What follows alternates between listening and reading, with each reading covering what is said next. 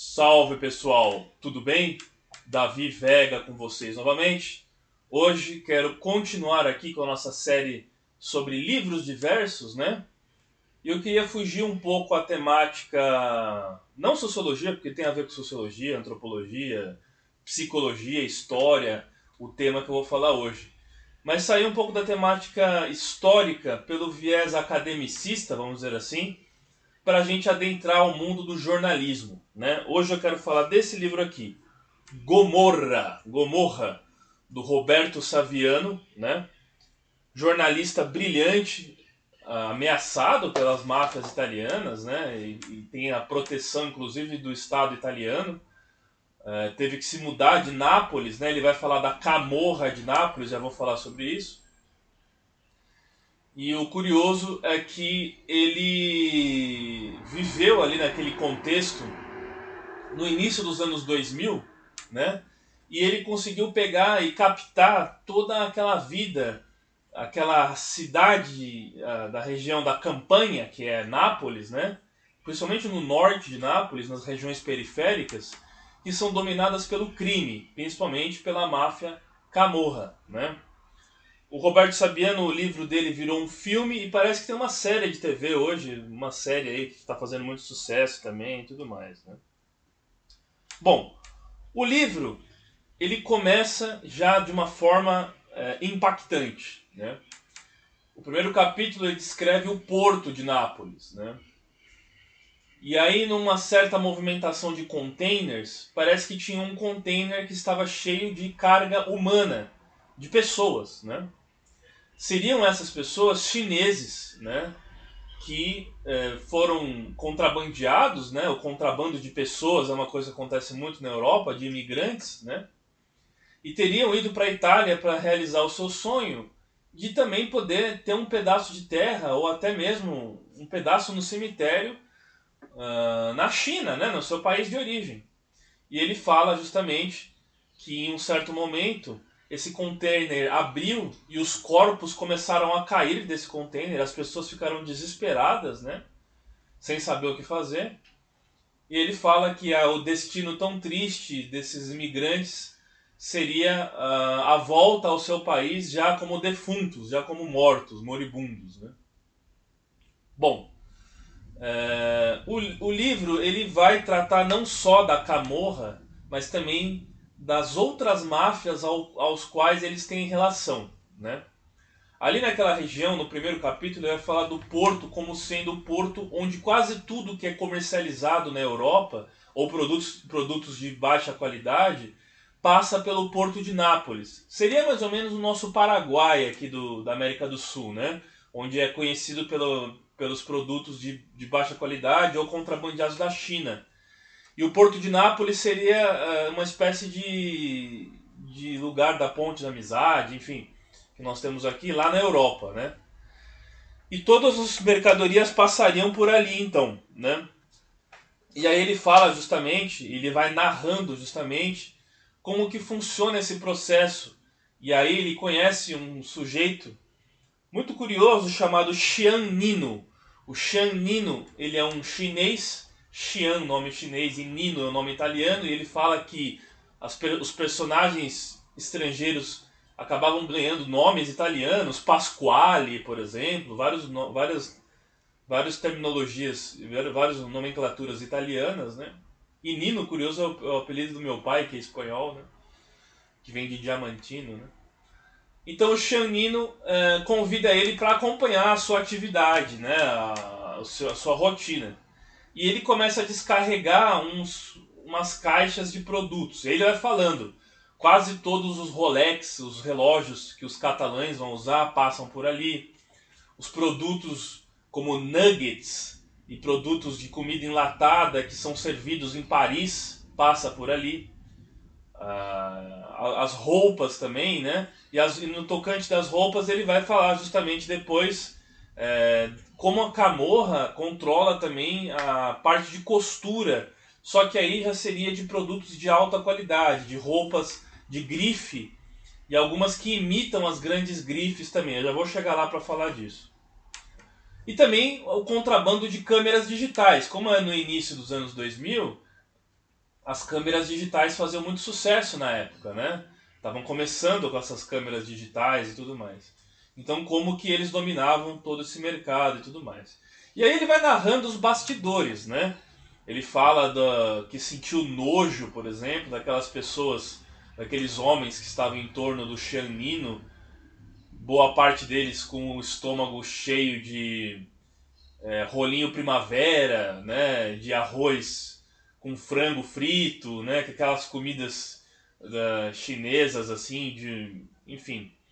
Ele vai narrando e na minha cabeça, quando eu li essa parte do livro, me vinha muito o centro de São Paulo, algumas regiões da Liberdade, que tem um pouco desse clima, né, que ele vai relatando assim, dos imigrantes chineses, asiáticos com esses produtos contrabandeados e tudo mais, né? Enfim. E aí ele vai falando que ele tentando fazer amizade com o Xian Nino, ele vai falando sobre a tríade. A tríade era aquela máfia chinesa, né? E aí o Xian Nino fala que não, que a tríade dele é o lucro, é o comércio, não tem nada a ver com máfia. E ele é um meio idealista, um jornalista, gosta de conversar de história, achando que só porque a pessoa está envolvida com isso, ela está ambientada com a história também, né? A tríade é uma máfia chinesa curiosa, ela surgiu no século XVI, se eu não me engano, e ela perpassou toda aquela época da guerra do ópio na China e tudo mais, e ela foi se fortificando, e hoje ela é responsável pela maior parte do comércio desses produtos de baixa qualidade, né? Outro dia eu vi uma reportagem falando que a China, 80% dos enfeites de Natal, eles são feitos na China, do mundo, né? Ou seja, são cifras estratosféricas, né? Então eles vão dominando todo esse mercado. Há pouco tempo você teve uma crise muito grande na Europa, em Portugal, por exemplo, que essas lojas chinesas estavam destruindo todos os comerciantes locais. E na Espanha também. Meu tio, que mora em Madrid, irmão mais velho do meu pai, ele estava contando ali que em volta do bairro dele, todos os comércios lá são de chineses hoje, né? E quando eu estive lá, eu inclusive comprei uma mala numa loja de chinês, parecia que eu estava aqui em São Paulo, assim. Enfim, eles estão dominando tudo e eles estão quebrando os comércios locais. É um problema muito grande que está acontecendo em toda a Europa, né? Não só na Europa, mas acho que no mundo inteiro, de certa forma, esse tipo de coisa está acontecendo, né?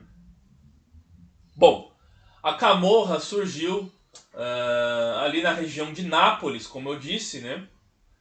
E ela tem uma espécie de aliança, não digo aliança, mas pelo menos tem uma boas relações com a Cosa Nostra, que é a mais famosa, a máfia mais famosa, que ela é siciliana, essa máfia, né? E a Cosa Nostra, vocês sabem muito bem que ela espalhou ramos por toda a América, o norte da América, na época do Al Capone, nos filmes famosos do Francis Ford Coppola, a série do Poderoso Chefão, que fala dos Corleone, e tem uma máfia, uma espécie de clã, porque a Camorra ela é representada pelos clãs, ela tem vários clãs que são associados a ela. E aí tem uma espécie de clã que chamamos Corleone também ali, né? Que inclusive existe até hoje, de certa forma, né? Muito curioso. E o clã mais famoso é o Secondigliani. É o Secondiglianos, né? O Secondigliani seria o clã mais famoso ligado à Camorra. E esse nome Camorra é um nome muito estranho para os mafiosos. É um nome que percorre o mundo jurídico, o mundo acadêmico, o mundo jornalístico, mas para as pessoas mesmo, ela é muito estranha na vida real, no cotidiano ali.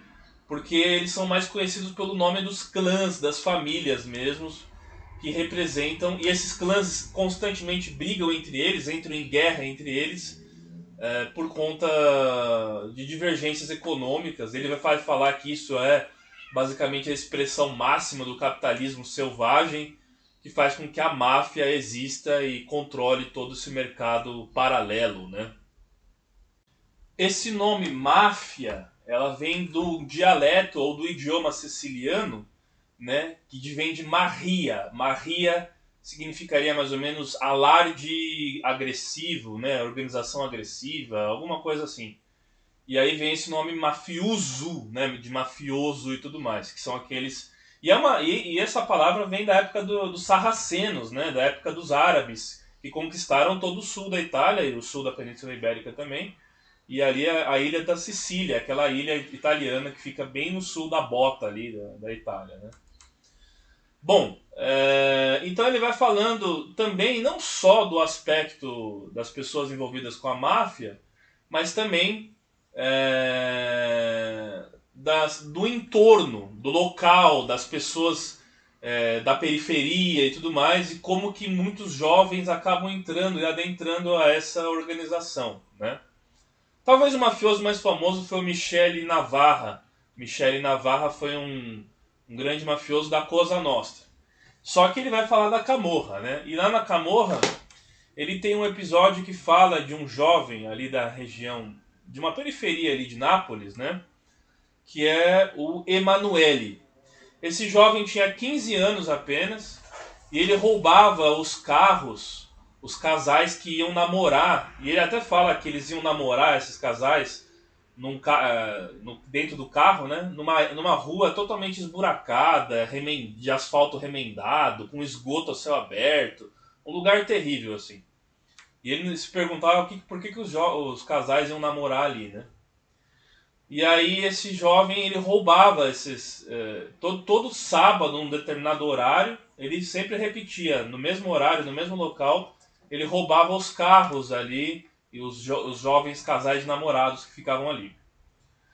E numa dessas certas noites de sábado que ele foi roubar, os carabinieri, que é a polícia italiana, emboscaram ele e ele tentou resistir a essa emboscada e acabou levando 11 tiros e morreu dentro do carro. E ele estava, depois se constatou, com uma arma de brinquedo. Ele assaltava com uma arma de brinquedo, que não era nem real a arma, né? E isso gerou uma comoção muito grande naquele bairro periférico ali de Nápoles, porque ele era um jovem da comunidade. E aí me veio à cabeça quando a gente tem algo parecido das nossas periferias aqui de São Paulo, do Rio de Janeiro, aqui do Brasil, né? Porque tem uma comoção muito grande quando o jovem ele é alvejado pela polícia e tem essa ideia da polícia truculenta e tudo mais, que é meio parecido com o que aconteceu nesse caso lá na Itália, né? E ele vai falar justamente que a maior parte de homicídios é justamente na região da Campanha, lá na Itália, que é onde do qual a capital da Campanha é Nápoles, né? E então a população local começou a depedrar e fazer várias manifestações por toda a Itália, né? Por toda a Itália, pelo menos não, por toda Nápoles, né? Por toda aquela região da Campanha. E numa certa manifestação, eles foram falar com um homem que estava manuseando uma empilhadeira, um trator, que estava destruindo um mausoléu feito de cimento que eles tinham feito em homenagem a esse jovem Emanuele. Porque eles não queriam que tivesse uma espécie de peregrinação por um bandido que morreu. Embora ele fosse um jovem de 15 anos apenas, era um bandidinho, né? E aí a população foi lá brigar com esse operário e ele tentou transferir a responsabilidade para o prefeito da cidade e tudo mais, né? E aí teve a missa, né? E o Saviano, ele vai na missa desse Emanuele, de morte do Emanuele, e nessa missa o padre faz uma missa totalmente estranha, né? Meio que sem um sentimento de compaixão à vítima e tudo mais, como se a vítima fosse algo errado, um culpado mesmo, um lixo humano, vamos dizer assim, né? E ele fala até que lembrou de uma missa de El Salvador, né? Que aconteceu lá, de um padre que foi assassinado durante a missa da Revolução de El Salvador e tudo mais, né? E aí nessa missa ele fala que ele conversou com o policial, né? Um policial, um carabinieri que estava acompanhando a missa, e tinha vários jovens ali com expressões estranhas, expressões fechadas, caras fechadas e tudo mais. E ele fala assim, ó, tá vendo todos esses jovens aí? São todos bandidos, traficantes, cafetões, trombadinhas, assaltantes. Nenhum deles tem futuro, né? E ele ficou olhando aqueles jovens ali e a forma com que a polícia falava, que nem sabia o que eles estavam fazendo ali, na morte de um trombadinha, na morte de um bandido, né? E todos aqueles jovens da comunidade teriam esse destino também, e já eram, né, jovens problemáticos e criminosos, né? Então, nesse aspecto, embora seja Europa, embora seja um país de primeiro mundo, é muito parecido com a nossa realidade brasileira aqui e de quase toda a América Latina, com o problema das periferias e do crime, né? Eu achei muito interessante isso daí, né? Bom, outra parte do livro, já é um segundo capítulo, mais ou menos, ele vai falar da questão no primeiro capítulo ele fala do porto lá de Nápoles, né, e dos produtos que eles foram encaixotados e levados em várias vans, distribuídos por toda a Europa, né? Vai falar da água do mar suja, onde os navios jogam seus dejetos e tudo mais. E na segunda capítulo é um capítulo que chama Angelina Jolie. Por que chama Angelina Jolie? Porque ele vai começar a falar das roupas de grife. E aí, a Camorra, ela controla também ali naquela região a confecção de roupas de grife, se não as originais, pelo menos umas paralelas ou umas de segunda mão, vamos dizer assim. Não é segunda mão, mas de imitação, que é vendida no mercado de luxo, né? Não é essa costura que nem nós temos aqui de bolivianos, infelizmente, que são condições análogas ao trabalho escravo, né? Que alimenta 25 de março. Mas você tem aqui também bolivianos em São Paulo que trabalham com costura, que são roupas que vão ser comercializadas nos shopping centers também. Você tem isso. E isso é o que acontecia lá na Europa. E era não só na Europa, mas também para o mundo inteiro. Saía dali e ia para o mundo inteiro. E ele vai falar de um mafioso, vamos dizer assim, que chama Pasquale. Esse Pasquale ganha apenas 600 euros por mês. Ele e todos os alfaiates ali das roupas de costura. E numa certa ocasião, ele estava assistindo TV e ele assiste uma cerimônia do Oscar, se eu não me engano, onde a Angelina Jolie aparece com um terno branco. E ele fica em choque, porque foi ele que fez aquele terno branco. Né? Imagina quantos milhões não valia aquele terno usado pela Angelina Jolie. Só que ele ganhava apenas 600 euros por mês. E por que isso causa um choque? Porque todos os direitos, vamos dizer assim, toda a questão financeira foi para um nome fictício, que não é o nome, porque eles eram encomendados, né? As grandes grifes encomendavam o trabalho desses alfaiates ligados à máfia, né, para ser distribuído para as grandes grifes do mundo inteiro. E então ele não levou os créditos do trabalho que ele fez, que a Angelina Jolie estava usando. Ele fala também que parece que o pessoal da monarquia, não sei de qual país, não lembro se era Mônaco, mas também estava usando roupas dessa grife, feita por esses alfaiates e tudo mais, e as grandes grifes levavam os créditos, né?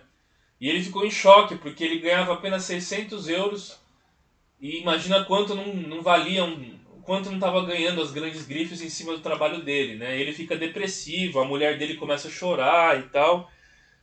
Muito curioso isso, né? Muito triste também de você ver.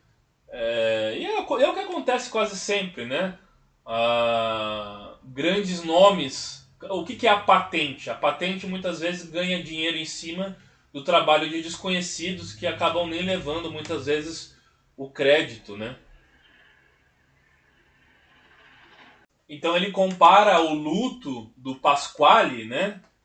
Tão triste de não ter levado os créditos sobre o seu trabalho, com uma passagem que acontecia na Primeira Guerra Mundial na Itália, e eu marquei aqui para falar para vocês, para ler para vocês, que é essa daqui, ó. No tempo da outra guerra, camponeses e contrabandistas colocavam folhas de yantiaca debaixo do braço para caírem doentes. A febre artificial de falsa malária que lhes fazia tremer e bater os dentes era a sua resposta ao governo e à história. Então eles colocavam a planta debaixo do braço para poder provocar uma febre artificial e não ter que servir no exército italiano na Primeira Guerra Mundial, né? Isso me lembrou também, inclusive, uma prática que foi feita por um tio-avô meu, que não queria servir no exército durante a Guerra Civil Espanhola, e ele se pendurou de ponta cabeça numa árvore por dias, e o seu sangue saiu dos órgãos, ficou concentrado em outras partes do corpo, e o fígado dele ficou com um problema, porque ficou sem a circulação do sangue normal. E aí ele ganhou um carimbo de dispensa da Guerra Civil Espanhola, não serviu na guerra porque ele queria fugir do exército, né? Fugir da guerra. Então eram artimanhas que eles faziam, né? Para não ter que lutar na guerra, para fugir, os desertores, vamos dizer assim, né? E o curioso é que isso era uma resposta ao governo e à história, né? O governo que nunca olhou por eles, a história que os condenou. Então por que eles iam se sacrificar em nome dessas pessoas? E o luto do Pasquale, referente ao terno da Angelina Jolie, é uma espécie de resposta, né, a um governo que não dá oportunidade para as pessoas, que elas acabam encontrando só alternativas na máfia e no crime, né? Então por que ele daria o sangue para eles, se quando ele faz uma coisa de bom, nem os créditos ele pode levar, né? Bom, é muito curioso porque o nome Camorra, embora não seja usado, eles usam mais como diretório ou sistema, né? Dos Seconglieri são os diretórios do sistema. É uma palavra mais difundida entre eles e tudo mais, né? Bom, essa parte de roupa ele vai falar também que eles dominam fora da Itália também. Então tem Nova York eles tinham loja, parece que em Barcelona, em Madrid, parece que inclusive as lojas, eles dominavam o mercado das lojas do Rio de Janeiro e de São Paulo também. E aí me veio à cabeça, com certeza a gente tem gente aqui no Brasil que ganha dinheiro também com a máfia italiana, né? As máfias locais aqui do Brasil ganham dinheiro com essa máfia internacional também. Com certeza tem isso, né? Se eles tinham essa grande ligação com as lojas do Rio de Janeiro e de São Paulo, imagina quantas pessoas, até políticos, né? Ou até a própria polícia não deve estar levando dinheiro com isso. Eu tenho certeza absoluta. Embora eu não possa provar, eu tenho certeza, né? Bom, e aí ele vai falar que essa tradição de venda e de tudo mais que acontecia entre os mafiosos vem muito dos mascates. E essa profissão dos mascates ela foi muito famosa no mundo inteiro e principalmente no Brasil pelos imigrantes, né? Os italianos principalmente, que aí vem a palavra carcamano, né? Que eles colocavam a mão e pesavam a mão quando iam vender o produto para parecer que tem mais peso e sair mais caro. Essa ideia de carcamano, carcamão, né? Carcamano. Tem outras versões do carcamano também falando que eles são rabugentos, que seria uma palavra para rabugento, cascarrábia, igual em espanhol, né? Mas a versão que eu acho que é mais aceita é o carcamano, que é o que vende e coloca a mão para fazer mais peso e sair mais caro o produto, né? E então seriam uma espécie de mascates, eles eram mascates. E a máfia, ela tá ligada ao comércio, né? Ela tá ligada à venda de produtos e tudo mais, né? E ela é uma consequência do próprio capitalismo, mas não só do capitalismo. Embora o capitalismo gere seus mercados paralelos também, nos países socialistas a gente sabe que a máfia ela sempre foi muito forte. A Bratvia, por exemplo, lá na Rússia, né? As máfias do mercado negro, do mercado paralelo, sempre existiram também, né? Então é uma coisa que faz a gente pensar, né? Eu acho que ela é inerente a qualquer sistema, seja o capitalista ou o socialista. É a forma e a tentativa das pessoas burlarem o sistema e conseguirem tirar vantagens. Por exemplo, ele vai falar que a Camorra ela fazia um papel muito importante de credora. Como as pessoas mais pobres ali na região de Nápoles não tinham propriedades e nem uma quantidade bancária e nem um nome limpo muitas vezes para conseguir créditos bancários, era a Camorra que fazia esse papel de credores, de agiotas, vamos dizer assim, né? E ela fazia um papel, desempenhava uma função social muito importante, né? Porque uma vez que os órgãos oficiais, os bancos, não estavam nem aí para aquelas pessoas, tinham pessoas que poderiam fornecer aquele tipo de serviço a elas, mesmo sendo ilegal, mesmo sendo algo criminoso, que vinha do crime, mas que podia fazer um trabalho social para aquelas pessoas que estavam ali. Então, diferente do que muitas pessoas imaginam, nas periferias, inclusive, do mundo inteiro, né, de Nápoles também, mas do Brasil também, São Paulo, do Rio de Janeiro, o crime organizado desempenha uma função muito importante, inclusive social, para as pessoas que estão naquele lugar. Não estou falando que isso é certo, isso já é uma outra história. Mas o que é a milícia, as milícias aqui do Rio de Janeiro e tudo mais? São justamente um poder paralelo que vai dar uma assistência, vai dar um suporte àquelas pessoas, né? E eles trazendo para si a moralidade, a lei, é o contra-sistema que traz uma noção moralista de lei, de uma lei imperante, de uma lei que não é a oficial, uma vez que o Estado de Direito não chega naquele lugar muito bem, de uma forma muito correta, é a lei paralela que vai ordenar, que vai organizar aquela sociedade, né? Aquela comunidade. Isso é uma coisa muito curiosa, porque a máfia ela desempenha esse papel e sempre desempenhou, desde a época da Lei Seca, lá em Chicago, com Al Capone, passando por todos esses períodos da história, inclusive o início dos anos 2000 e até hoje, né? Que é quando o Roberto Saviano escreve esse livro brilhante chamado Gomorra, né?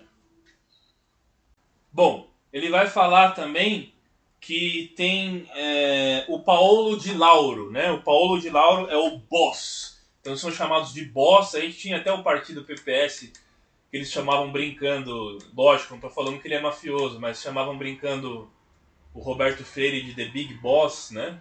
Grande chefe, né? E os boss então, são os chefes da Camorra, né? Vamos dizer assim, mas dos clãs ali, dos diferentes clãs, né? E uma coisa que me chamou a atenção é justamente que o Paolo Di Lauro e o Contini, eles vão também dominar o narcotráfico, né? E aí ele vai falando nessa parte do livro justamente as diferenças e as disputas ali, assassinatos e disputas entre os líderes.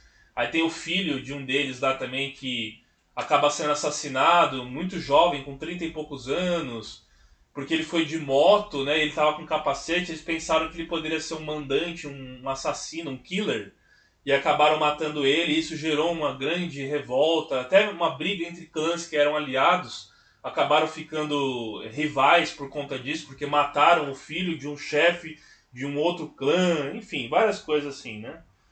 Tem o Marino McKay também, esse nome McKay vem de um seriado da Conquista do Oeste e tudo mais, então eles pegam nomes assim, populares, e o curioso é que quase todas as organizações criminosas, elas levam apelidos, né? Eles têm apelidos lá e tudo mais. E isso é muito parecido com um trabalho que eu fiz, e me lembrou muito o meu trabalho, Cadarços Brancos entre o Sonho e a Barbárie, que eu retrato os grupos de punks e skinheads de São Paulo, e do Brasil inteiro, mas mais focado em São Paulo. Que são organizações, não digo criminosas, mas são culturas que têm movimentos criminosos até, ou uma parte desses movimentos tende ao crime, ligados a eles. E todos os membros, e eu mantive a identidade real preservada dos membros nesse livro, eles têm apelidos. Então na máfia é muito parecido também. Eles levam apelidos quase sempre, né? Não são os seus nomes reais e tudo mais. E nomes muitas vezes do mundo da cultura em geral. Tem um deles aqui que chama Pikachu, né? Um deles aqui da máfia chama Pikachu e tudo mais. Então tem tudo isso daí, né? Bom, e ele vai falar que a Camorra, inclusive, conseguiu eleger prefeitos, vários prefeitos de cidadezinhas ali em volta, eles eram ligados à Camorra e passava pano para eles, com certeza, né? Dentro dos Carabinieri tinha policiais que eram infiltrados também, né? E aí você vai ter entre eles também a prática da máfia da coleta de lixo. Vai falar que a coleta de lixo é uma máfia. E a gente tem, de certa forma, isso aqui no Brasil também. Vários serviços públicos acabam criando lobbies, acabam favorecendo uma minoria que se utiliza de uma forma torpe os serviços públicos para enriquecer em cima deles. As empreiteiras fizeram muito isso na construção civil, né? E o dinheiro que elas movimentaram, desde a construção de Brasília isso acontece, né? E as empreiteiras, como a Odebrecht e tudo mais, ganharam muito dinheiro com isso. E outros serviços menores, públicos também, como tem no Rio de Janeiro a máfia do guincho, né? O guincho que guincha os carros e tal. Tem a máfia do guincho no Rio de Janeiro e é parecido com essas pequenas máfias, pequenos lobbies que acontece na política local, de um determinado, até regional, de um determinado local. E lá acontecia com a máfia da coleta de lixo, e mais pra frente no livro ele vai falar, mas aí já era uma questão muito mais grave, muito mais ampla do que uma simples coleta de lixo, que é a máfia do lixo tóxico que eles jogavam lá e que gerou vários problemas de pessoas que nasciam com câncer, crianças que nasciam com defeito, por conta do lixo tóxico que contaminava o meio ambiente. E aí já é algo muito maior e muito mais grave do que uma simples coleta de lixo, né? E aí é a resposta meio que natural até de quando você burla a lei ou quando você faz algo criminoso que está fora dos padrões oficiais, dos controles oficiais e tudo mais, né? E, enfim, isso acaba trazendo danos. As construções irregulares aqui no Brasil e tudo isso daí acaba trazendo irregularidades e danos ao meio ambiente também, a devastação da natureza, o esgoto a céu aberto, né? A máfia, muitas vezes ligada até às próprias prefeituras que não fazem uma coleta de esgoto correta e suja o meio ambiente, suja os mananciais, suja os lagos, os rios. Não deixa de ser também uma corrupção também, uma máfia que está prejudicando o meio ambiente e as pessoas que vivem naquela determinada localidade ou comunidade também, né? Então, esse Paolo de Lauro, ele vai ser depois o chefe do narcotráfico. E aí entra nessa questão mais ligada ao narcotráfico, né? Até agora a gente está falando de produtos contrabandeados no porto, está falando de confecção de roupa de grife. Então, não poderíamos deixar de falar do narcotráfico, né? Bom, e o Paolo de Lauro, então, ele é um sujeito muito curioso, porque para selar uma aliança, e aí eu gosto dessas partes do livro que mostra a megalomania, a cabeça megalomaníaca desses mafiosos. Para selar a aliança, ele vai num hospital, num sujeito lá, um aliado dele, que ele está tentando fazer uma aliança, que está internado no hospital, e ele urina num copo, ele pega a urina num copo e faz aquele aliado dele beber, como uma prova de lealdade, como se fosse uma espécie de pacto de sangue que as pessoas faziam. Ele manda o cara beber a urina dele. E isso é uma coisa que aparece muito nos filmes, na grande literatura, na fantasia, que não deixa de ser baseado no real também, né? Dos filmes de máfia e tudo mais, que é justamente essas coisas audazes e essas loucuras que eles fazem para demonstrar a fidelidade deles ao clã, muitas vezes, né? E essa fidelidade foi o rapaz tomando a urina do Paolo de Lauro, né? Tem uma outra passagem do livro também que me chamou a atenção, que é de um mafioso que ele fica olhando para o sol. Ele fica olhando para o sol, e aí o Saviano achou estranho, falando, mas por que? Não vai machucar os seus olhos, você ficar olhando para a luz do sol e tudo mais? E ele se achava tão poderoso, mas tão poderoso, que ele podia desafiar a luz do sol. Então ele olhava para o sol desafiando a luz do sol com seus olhos, né? Então esse tipo de coisa eu acho muito legal, muito curioso, assim, de tão terrível, de tão megalomaníaco, acaba sendo muito interessante essas ilustrações que mostram a cabeça não só criminosa, mas megalomaníaca desses personagens, muitas vezes, né? Eu acho muito curioso isso daí, né? Bom, e aí, dentro do mundo das drogas tem os pushers. Push, em inglês, é empurrar. Então esses pushers são aqueles que faz todo o sistema movimentar, né? E vai falar que a maioria desses pushers são jovens, né? É como se fosse uma espécie de aviãozinho nos morros do Rio de Janeiro. Tem os pushers lá que faz todo o sistema, alimenta todo esse sistema, mas esses pushers eles são mais, não chega a ser tão subalterno ou tão amador quanto um aviãozinho que solta o rojão ali no morro quando chega a droga, mas eles são aqueles que alimenta o comércio levando de um lado para o outro. Tem as mulas que levam internacionalmente, mas os pushers são mais locais. Aí ele vai falar que vários prédios, vários armazéns ali de Nápoles, eles preenchiam com esse tipo de coisa, né? E aí eles conseguiam despistar os carabinieri, muitas vezes porque falavam que alugava para alguém, é como se alguém morasse de aluguel ali e tudo mais, só que aí eles colocavam toda a mercadoria nesses locais, até com famílias morando, famílias comuns morando, que estocavam essas mercadorias muitas vezes. E é claro que dentro dos carabinieri também tinha mafiosos infiltrados que passava pano para tudo isso também, né? O lado sombrio também que tem desse narcotráfico é justamente que eles começaram a testar dosagens e drogas novas nas pessoas, no que eles chamavam de junkies. Os junk é lixo, né, sujo, né? Que seria os junkies seriam os noias, que a gente chama aqui, essas pessoas viciadas em drogas que já perderam até sua condição de humanidade muitas vezes, né? Seriam os craqueiros e tudo mais, né?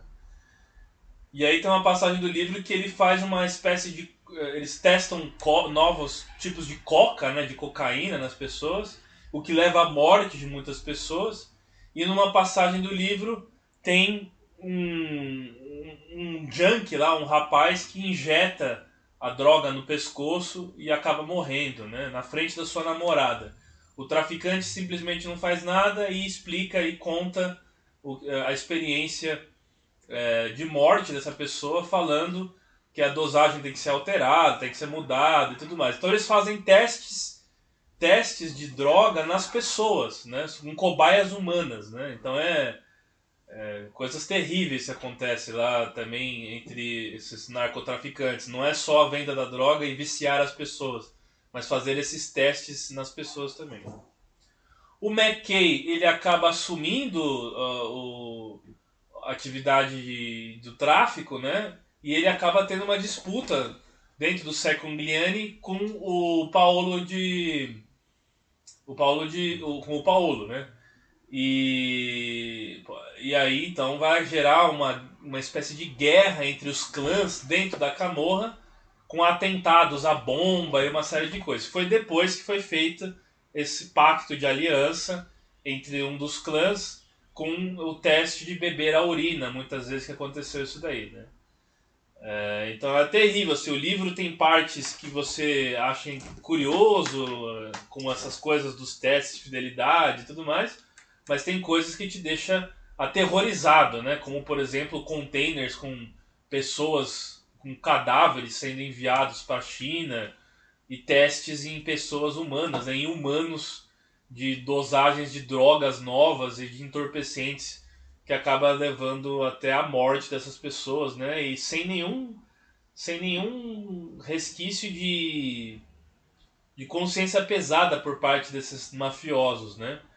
Não é nem aquele mafioso ligado à Igreja Católica, aquele mafioso dos filmes de máfia dos Estados Unidos, né?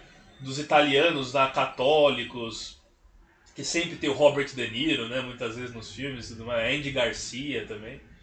Não é nem esse tipo de mafioso, que é religioso ao extremo, que pede a bênção pro padre. Não é nem esse mafioso. É um mafioso que não tem nenhum tipo de respeito mesmo com a vida humana e só pensa no lucro, só pensa em ganhar, explorando as pessoas, mesmo que seja em cima da morte e do assassinato dessas pessoas também, né? Então tem um capítulo que ele fala das mulheres, né? E o curioso é que ele fala das mulheres que elas basicamente recebiam o que ele chamava de mesada. Essa mesada era quando basicamente um irmão, um marido, um namorado, ou até um pai muitas vezes, estava preso, né? E elas tinham que receber essa mesada. Só que acontecia às vezes que o homem tinha mais de uma mulher, tinha duas mulheres. Aí nesse caso a mesada ia para a família como um todo e não para a mulher em específico. E a mulher muitas vezes ela tinha que estar ou grávida ou ter uma criança pequena para poder receber essa mesada.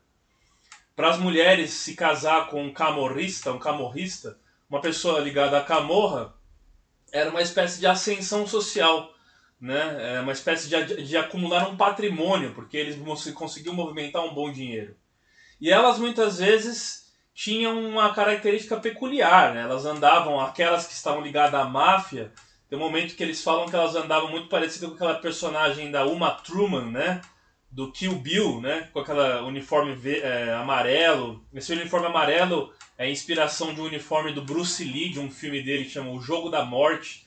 É um uniforme que ele usa num filme de luta e tudo mais. E a personagem da Kill Bill usa esse uniforme com uma espada de samurai e tudo. Então elas usam todos esses apetrechos para denotar que elas fazem parte desse submundo do crime e tudo mais, né? E tinha o que eles chamavam de submarinos. Os submarinos eram os homens, muitas vezes, que não eram nem muitas vezes ligados à camorra, donos de bar, donos de algum negócio, alguma coisa, que entregavam essas mesadas, né? E aí ele fala de um sujeito que toda hora tinha a mania de escutar o que as mulheres falavam, elas desabafavam para esses submarinos, né? A situação do marido preso, alguma coisa assim. E ele falava, eu sei, eu sei, eu sei.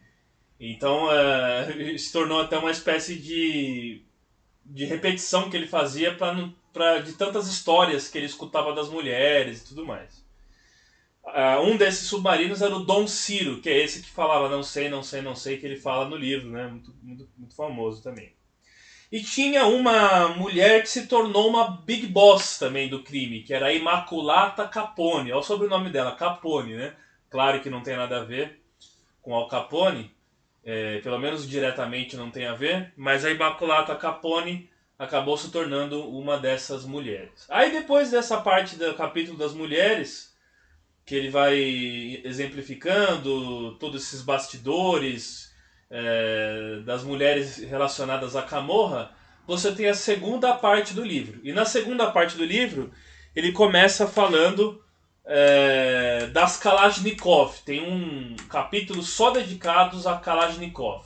Kalashnikov é aquele fuzil de assalto russo, né? Criado pelo Kalashnikov, que tinha esse nome, e ele chama Automat Kalashnikov, ou Assault Kalashnikov. Então a abreviação é AK-47. 47 é seu ano de criação. Ele é muito inspirado naquele fuzil alemão, a STG-44, do final da Segunda Guerra Mundial. E é a arma mais popular utilizada por todos os grupos terroristas de todo o mundo, né? Ela funciona debaixo d'água, ela tem uma mobilidade boa, ela não trava. Ela é um dos melhores fuzis já criados, usados em todos os tipos de terreno, no deserto, na neve, debaixo d'água, debaixo de chuva. Então é um dos melhores fuzis já criados, né? Tem um matriarcado também, tem uma espécie de matriarcado que é da Matia, a Matia com 2 Cs, que faz parte desse matriarcado, que está ligado também à produção dessas Kalashnikov também, né? Bom, e ele começa o capítulo das Kalashnikov falando dos furos que as rajadas de Kalashnikov causavam nos vidros blindados. Ele até corta o dedo dele passando no furo e tudo mais, né? E ele vai falando uma espécie de metáfora da blindagem que esses grupos muitas vezes pensam que tem, que é furado por uma rajada de subfuzil, né? Que muitas vezes pode furar toda essa blindagem, essa couraça que esses grupos têm, né? Boa parte das Kalashnikov que eles adquiriam era da Romênia, da Polônia e da ex-Iugoslávia, das repúblicas balcânicas ali, Sérvia, Montenegro, Kosovo, a região do Kosovo também, que é uma região conflitante, que teve a guerra do Kosovo nos anos 90, né? E é uma região de conflitos. Então boa parte desses fuzis vinha dessa região. E também ele vai falar da relação da OTAN, das tropas da OTAN, dos capacetes azuis e tudo mais da OTAN, que muitas vezes eles conseguiam roubar até armas das tropas da OTAN, né? A Itália, ou pelo menos a região de Nápoles, é uma espécie de várzea ali na Europa, né? Se você compara com esses países, Dinamarca, países da Escandinávia. Nossa, a Itália é uma espécie de terceiro mundo, vamos dizer assim, né? Pelo menos a região de Nápoles, né? O norte da Itália a gente sabe que é muito desenvolvido, Roma, Milão, com certeza. Mas essa região, ela também tem seus problemas sociais, as periferias, as imigrações dos africanos, dos muçulmanos, problemas que tem inclusive em Paris, na França também, né? Bom, e aí tem uma parte que eu gostaria de ler sobre as Kalashnikov, né? Que eu achei muito interessante, porque envolve uma figura do cinema que eu gosto muito, dos filmes antigos de faroeste e tudo mais, né? E eles citam o nome dele aqui.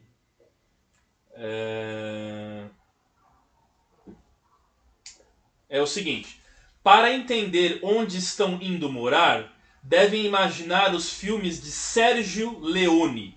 É como o faroeste. Há quem comande, há tiroteios, regras não escritas e inatacáveis. Mas não deve se preocupar, porque em relação aos cidadãos e aos militares italianos, há muito respeito e hospitalidade. Em todo caso, só saíam do condomínio fechado se estritamente necessário. Então está falando das pessoas que se fechavam nos condomínios e dos verdadeiros faroestes que aconteciam para além dos condomínios. Qualquer semelhança não é mera coincidência com o Brasil, né? Dos condomínios, ilhas de riqueza fortificada no meio de envoltos de um mar de miséria. E o Sergio Leone é aquele diretor de filme italiano, né, que fez muito filme de faroeste spaghetti, que eles chamavam, que eram os faroestes italianos e tudo mais, né? Bom, e tem um sujeito chamado Kalashnikov também, que é um velho de 84 anos que ganhou esse apelido. Tem os filhos do Kalashnikov também e tal. E tem uma outra citação que eu gostaria de ler aqui, que me chamou muito a atenção porque envolve a Espanha, ou pelo menos um grupo ligado à Espanha, que é o dos etarras, dos ETA, o exército da Euskadi, né, Euskat Herria, Euskad Ta Astazuna, que é o grupo separatista basco. Então olha que curioso o que eles falam aqui. Mas os clãs da campanha eram interlocutores privilegiados. Dois etarras militantes do ETA, os bascos José Miguel Arreta e Garcia Morrillo Torres, negociaram, segundo investigações da Procuradoria de Nápoles de 2003, por 10 dias em uma suíte de um hotel em Milão.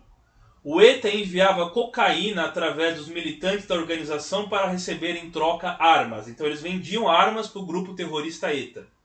O ETA teria baixado constantemente o preço da coca que obtinha através dos contatos com os grupos guerrilheiros colombianos e assumia os custos e a responsabilidade pela chegada da mercadoria na Itália.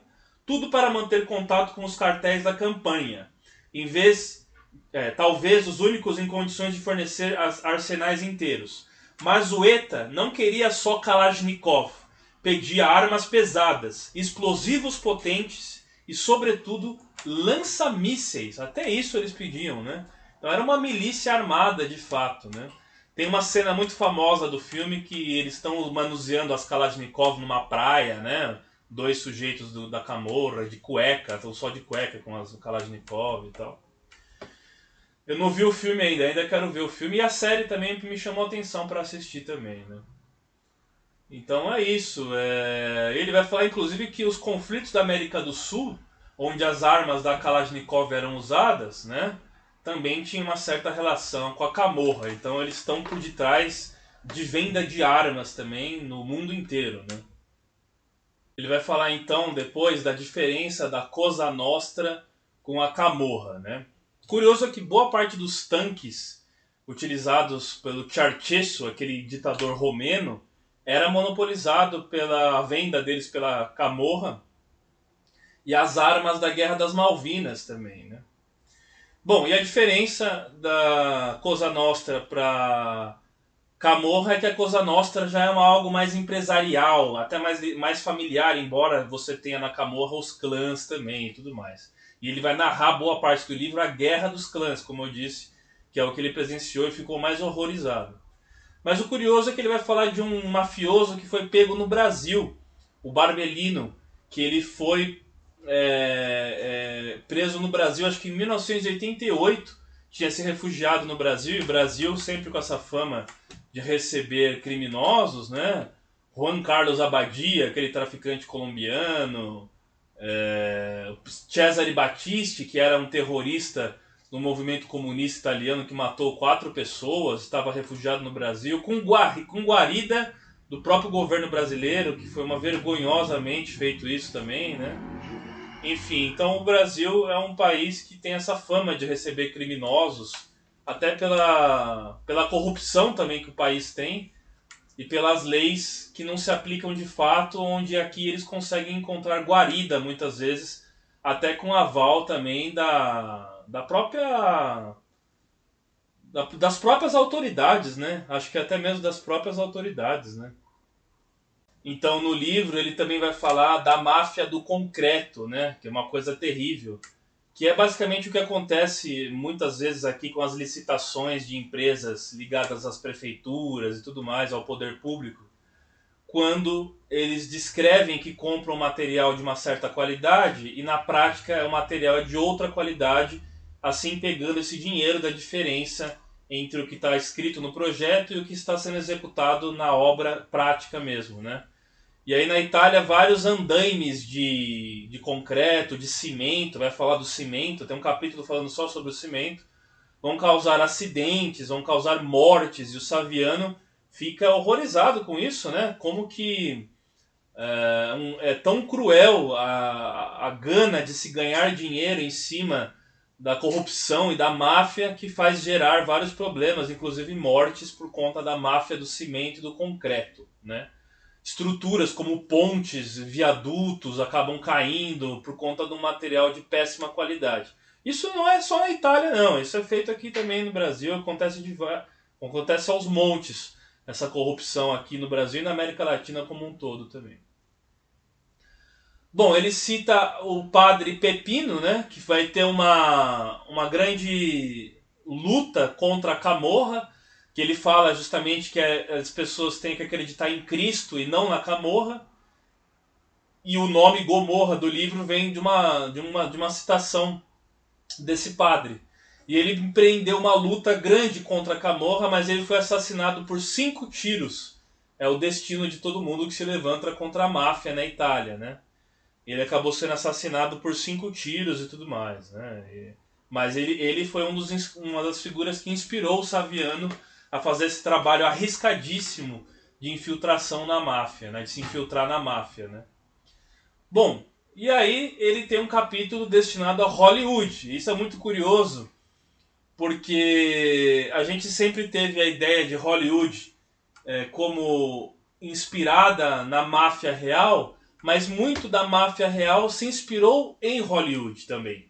Tony Fontana, aquele personagem do filme do Poderoso Chefão, Tony Fontana, ele inspirou a própria estética, a próprio visual, o próprio comportamento da máfia na Itália também. Então o cinema, embora ele tenha imitado a vida imitou a arte, a vida imitou o cinema também, quando esses grupos mafiosos, se baseando em Hollywood muitas vezes, acabaram adotando toda uma estética, que é essa estética que eu já mencionei, dos grandes filmes de mafiosos, como Os Intocáveis, Poderoso Chefão, Scarface, né? O Scarface, na verdade, corrigindo, o Scarface, onde tem os personagens Tony Fontana e tudo mais, e Poderoso Chefão dos Corleone. Como eu disse, até o nome Corleone foi muito usado até por apelidos por pessoas membros da máfia, e também a inspiração no Poderoso Chefão do Marlon Brando, né? Grande papel que ele desempenhou nesses filmes, e principalmente também os filmes de máfia com o protagonismo do Robert De Niro, que foi um grande ator, e o Andy Garcia também, né? Então é muito curioso isso. A máfia imitando o cinema, né? E por fim, então, ele fala de um dos capítulos mais famosos do trabalho que ele fez, que é sobre o lixo tóxico. Eu não vou falar do livro inteiro com detalhes profundos, embora esse vídeo ficou longo, esse comentário ficou longo, porque eu recomendo que vocês próprios leiam o Gomorra e tirem suas conclusões, ou vejam a série e o filme que eles fizeram.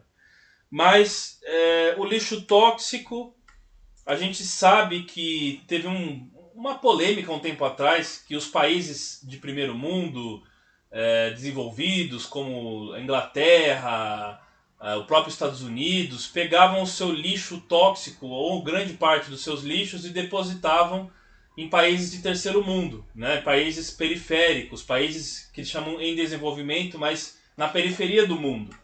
E aí teve até a Malásia, se não me engano, saiu dando uma reportagem falando: não seremos o lixão do Ocidente, né? Não seremos o lixão do Ocidente.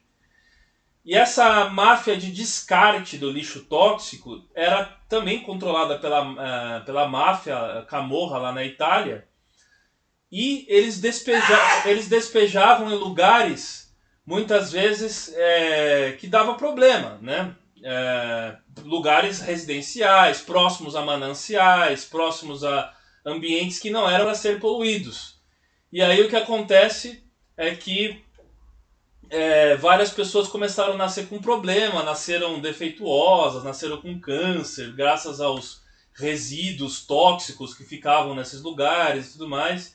E o Roberto Saviano descreve isso de uma forma terrível, de tão escancarado que é o dano que a máfia, pensando só em seus próprios interesses, causa ao ambiente. A máfia é tão poderosa que nem o Mussolini conseguiu acabar com ela na época do fascismo, né? Nem o Duce, o poderoso Duce, conseguiu acabar com a máfia, porque ela sempre foi um poder paralelo acima do Estado. É um Estado dentro de outro Estado. E aí ele termina o livro, não vou falar exatamente a conclusão final para não dar um spoiler, mas falando da relação dos mafiosos com a cadeia, com a prisão. E aí como que é interessante muitas vezes eles estarem filiados em algum dos clãs, por exemplo, para evitarem o abandono na prisão. E o caso contrário, aqueles que vão ser presos e na prisão vão acabar conhecendo a máfia e aderindo e adentrando a máfia, muitas vezes na prisão. Que é mais ou menos o que acontece com o PCC e esses grupos criminosos que controlam os presídios hoje em dia no Brasil, né? O poder paralelo, o Estado paralelo mais forte, que praticamente domina e tem alianças, inclusive, com políticos e tudo mais, a cena política não só do Brasil, como da América Latina, quase como um todo, né? Recentemente, os Estados Unidos parece que saiu dando uma declaração, o Biden, né, falando sobre o poder paralelo do PCC. Foi mencionado até entre o sistema de inteligência norte-americano, para vocês verem como esse poder foi crescendo ao ponto de incomodar não só as autoridades brasileiras, né? Enfim, e ele menciona, inclusive na parte final do livro, mas eu não vou falar exatamente em detalhes, aquela frase famosa do filme Papillon, né? Papillon, que ele fala: seus bastardos, seus desgraçados, vocês não vão me matar, vocês não vão me prender. Que é aquele personagem do Papillon, do Steve McQueen, o grande Steve McQueen, que não se sujeitava à prisão e sempre estava tentando vencer e fugir da prisão e não se sujeitava ao cativeiro, né? Bom, o Roberto Saviano foi ameaçado, né, lá na Itália, teve que sair de Nápoles. Ele tem uma segurança fortíssima por parte das autoridades e ele perdeu toda a sua liberdade, todo o seu anonimato, toda a sua tranquilidade. Ele não é uma pessoa tranquila. Ele tem outros livros também, mas acabou se tornando uma celebridade porque ele coloca a sua cara à tapa, né? Tem até uma foto dele aqui no final do livro, e ele já tem entrevistas dele no YouTube, ele saiu na mídia dando entrevistas e tudo mais. Um pouco arriscado, que é uma coisa que eu também, no meu trabalho do Cadarços Brancos, de certa forma também coloquei a minha cara à tapa. Eu saio na mídia falando abertamente sobre o tema, porque eu não devo nada. Eu não entreguei ninguém foi preso ou teve sua liberdade cerceada, ou nenhuma organização foi prejudicada por conta do meu trabalho Cadarços Brancos sobre os grupos de skinheads do Brasil, né? Então eu tenho essa tranquilidade e por isso que eu saio, porque eu acho importante se falar abertamente sobre o tema. Mas o Saviano não. O Saviano citou nomes de pessoas que acabaram sendo presas, acabaram sendo perseguidas pela polícia, pelos carabinieri, pela própria Polícia Internacional, Interpol, e foram presas graças ao seu trabalho. Então ele meio que ficou morrendo de medo, foi ameaçado e jurado de morte por todos esses grupos. Então aqui eu recomendo o livro do Roberto Saviano sobre a Gomorra e também, modestamente, o meu trabalho, Cadarços Brancos, sobre grupos que não são mafiosos, mas também tem alguns deles alianças com o crime, de certa forma, também. Tá certo, gente? Então assistam, leiam e sigam dentro desse mundo. É um mundo fascinante, embora aterrorizante também, e com exemplos que podemos trazer para a nossa realidade brasileira também. Muito obrigado, curta, se inscreva, compartilhe, manda para aquele seu amigo que já leu o livro, já viu o filme ou está assistindo a série. Comente aqui também e dê seu like se você gostou do vídeo. Muito obrigado, grande abraço a todos.